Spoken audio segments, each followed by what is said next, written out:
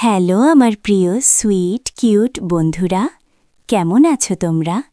নিশ্চয়ই আমার গল্পগুলো শুনে শুনে খুব সুখ নিচ্ছ আর আনন্দে আছো। তোমাদের আনন্দ দিতেই তো আমি নিয়মিত তোমাদের জন্য নতুন নতুন ভিডিও নিয়ে হাজির হই।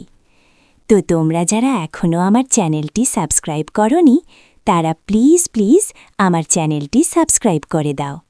তো বন্ধুরা, আর দেরি করো না, জলদি ভিডিওতে একটি লাইক দিয়ে চ্যানেলটি সাবস্ক্রাইব করে দাও। রিয়াদের বাবার কলকাতায় বড় ব্যবসা আছে। রিয়াদরা দুই ভাই। ছোট ভাইয়ের নাম রনি। রনি এখন ক্লাস 8-এ পড়ে। রিয়াদের মায়ের নাম নীলা আর তাদের বাবার নাম দিলীপ। বাবাকে ব্যবসার কাজে কলকাতায় থাকতে হয়। সে সপ্তাহের শেষে 2 দিন বাড়িতে আসেন। রনি আর তার দাদা বাড়িতে থাকেন। তাদের বাড়িটা বেশ পুরনো। রিয়াদের দাদুর নাম মুরাদ। রিয়াদের দাদু গ্রামের এক নামকরা পল্লী চিকিৎসক ছিলেন। তার বয়স 82 বছর। বয়সের ভারে লাঠির হাতে চলাফেরা করতে কষ্ট হয়। তাই রিয়াদের বাবা তার দাদার জন্য একজন কাজের মেয়ে রেখে দিয়েছিলেন। কাজের মেয়ের নাম কাজল। দেখতে ভারী সুন্দর। তাকে দেখলে যে কেউ তাকে কাছে পেতে চাইবে। রিয়াদও মনে মনে কাজলকে দিয়ে তার মনের বাসা পূরণ করতে চাইত। রিয়াদের দাদু গত হয়েছে অনেক দিন আগেই। মুরাদের মেয়ে অর্থাৎ রিয়াদের একজন ফুপু আছেন। রিয়াদের ফুপুর নাম রিমা। দেখতে বেশ সুন্দর। যে কোনো পুরুষ তার ভরা বাগান দেখতে পেলে পাগল হয়ে যাবে, কারণ তার ওই দুটো দেখতে একদম এক কথায় অসাধারণ। বন্ধুরা, তোমাদের একটি সত্যি কথা বলি, আমার ওই দুটো কিন্তু রিয়াদের ফুপুর থেকেও অনেক সুন্দর। রিয়াদের ফুপুর এখনও বিয়ে হয়নি, তবে তার বিয়ের জন্য পাত্র দেখা হচ্ছে। রিয়াদের আবার আরেকজন কাকা আছে, তার নাম অভিরাজ। তিনি নর্থ বেঙ্গলে বিয়ে করে ওখানে পরিবার নিয়ে থাকেন। ঈদের ছুটি ছাড়া তারা এখানে আসেন না। এজন্য রিয়াদের বাড়ি বেশ ফাঁকা থাকে। ওদের বাড়ি বিরাট প্রাচীর দিয়ে ঢাকা। রিয়াদের দাদার বিশাল আমের বাগান আছে। ওদের বাড়িতে একটা কুকুর আছে। রিয়াদ কুকুরটার নাম দিয়েছে রিয়ানা, তাই কুকুরটাকে বাড়ির সবাই রিয়ানা বলেই ডাকে। রিয়াদের মা নীলা বাড়ির সব কাজকর্ম খেয়াল রাখেন।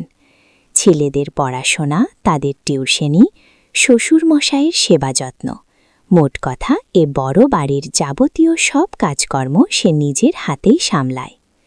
রিয়াদের বাবা খুব শান্ত স্বভাবের লোক। তার ব্যবসার রম চলছে। সে কখনো কারো ক্ষতি করে না, বরং উপকার করে। তার বয়স 45-এর মতো হবে। গায়ের রং ফর্সা আর মাথায় পরিষ্কার টাক পড়েছে। রিয়াদের বাবা গ্র্যাজুয়েশন শেষ করে ব্যবসায় লেগে পড়ে। তারপর সে নিজের হাতেই ব্যবসাটা দাঁড় করান। কিন্তু এর জন্য সে তার স্ত্রী নীলাকে কৃতিত্ব দেন। রিয়াদের মা নীলা পরিশ্রমী মহিলা। সারাদিন বাড়ির নানা কাজ করেও তার স্বাস্থ্য অনেক ভালো। বাঙালি 2 বাচ্চা আর মেয়েদের যেমন একটু মেদ জমে, ঠিক তেমনি নীলারও একটু মেদ জমেছে। এতে নীলাকে শাড়ি পরলে আরও সুন্দর লাগে। নীলার বয়স এখন 38 বছর। নীলা দেখতে ফর্সা। তার মুখে একটা আকর্ষণীয় তিল আছে। যখন তার বয়স 18, তখন সে উচ্চ মাধ্যমিক পরীক্ষায় পাশ করার পর সবে কলেজে ভর্তি হয়েছিল। তখনই রিয়াদের দাদা তার মাকে পছন্দ করে ছেলের বউ করে আনে। তারপর সংসারের কাজ করতে করতে আর পড়াশোনা এগোয়নি নীলার। বাড়িতে নীলা নাইটি কিংবা শাড়ি পরলেও বাইরে কেবল শাড়ি পরেই বের হয়। তার পেটে হালকা মেদ জমলেও তাকে কোনো রকম মোটা দেখা যেত না, বরং দেখতে আরও আবেদনময়ী লাগত। রিয়াদের মা নীলা রিয়াদের দাদার একমাত্র ভরসা, কারণ রিয়াদের মা তার দাদার সব কিছুর খেয়াল রাখত। রিয়াদের মা তার শ্বশুর মশাইকে নিজের বাবা হিসেবেই দেখত। যাই হোক, একদিন রিয়াদ তার ভাই রনি বাগানে খেলা করছিল। ওইদিকে নীলা হাঁটু পর্যন্ত কাপড় তুলে কাপড় ধুচ্ছিল। সাবানের ফ্যান লেগেছে তার গলায়। তার শরীরের অন্যান্য স্থানেও তার হাতের চুড়ির শব্দ কাপড় কাচার সঙ্গে তাল দিচ্ছে। রিয়াদের বাবা বাড়িতে থাকলে বসে না থেকে বাড়ির এটা ওটা কাজ করতে থাকে। তাদের বাড়ির গাছগাছালি দিয়ে ভরা। ছোট ছেলের রনির চিৎকার শুনে নীলা বাথরুম থেকে চেঁচিয়ে ওঠে আর বলল, কি হলো রে রিনা? তার বড় ছেলে রিয়াদকে বলল, কি রে রিয়াদ, তুই কি রনির গায়ে হাত তুলেছিস নাকি? রিনা বেরিয়ে এসে দেখল রনি দাঁড়িয়ে আছে মেন গেটে। নীলা রনিকে বলল, কি রে, তোর ভাই কোথায়? রনি বলল, মা, আমাদের কুকুরটাকে কয়েকটা কুকুর ঘিরে রয়েছে, তাই ভাইয়া লাঠি নিয়ে কুকুরগুলোকে তাড়াতে গেছে। রিয়াদের কুকুর রিয়ানা এখন বাড়িতে অবাধ চলাফেরা করে। রাতে রিয়াদ আর রনির ঘরে মেঝেতে ঘুমায়। রিয়াদ আর রনি কুকুরটাকে খুব যত্ন নেয়। কুকুরটা রিয়াদ আর রনির সাথে খেলা করে। রিয়াদের বাড়ি ভালো মন্দ খাবার খেয়ে তার শরীর বেশ হয়েছে। রিয়াদ বাড়ির উত্তর দিকে ভাঙা প্রাচীর আছে। পাশে একটা পাগল এসে জুটেছে কদিন হলো। রনি এখন ছোট, তাই নীলা চোখে চোখে রাখে রনিকে। হ্যাঁ, কিন্তু রিয়াদ স্কুল থেকে ফেরার সময় ওই পাগলটা যেখানে থাকে সেখানে তাকিয়ে দেখে।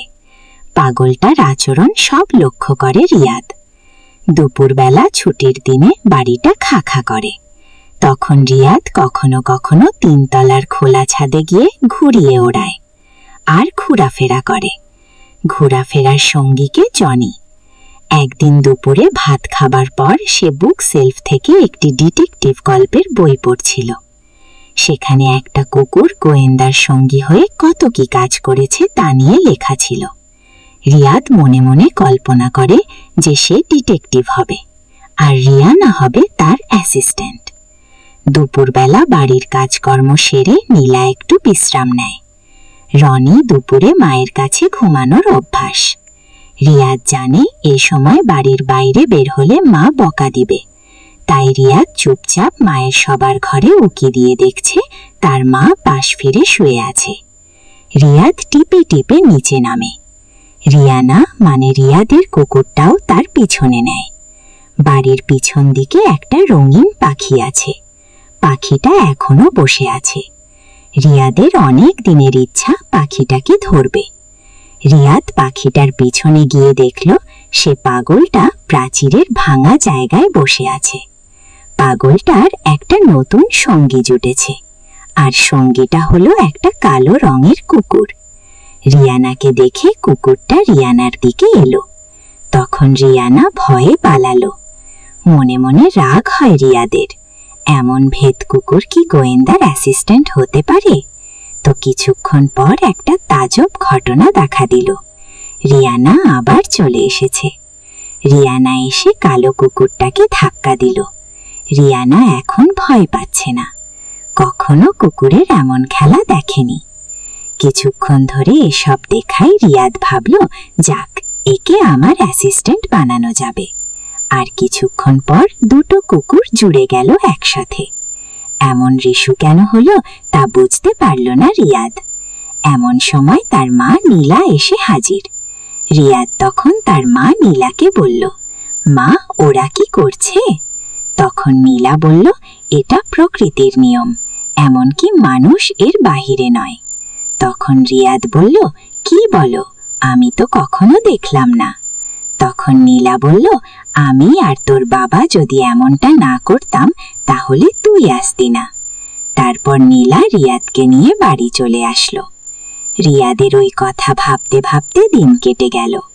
রাতে সবাই একসাথে খাওয়া দাওয়ার শেষে যে তার রুমে গিয়ে ঘুমিয়ে পড়ল। রিয়াদ তার ফুপুর সাথে ঘুমায়।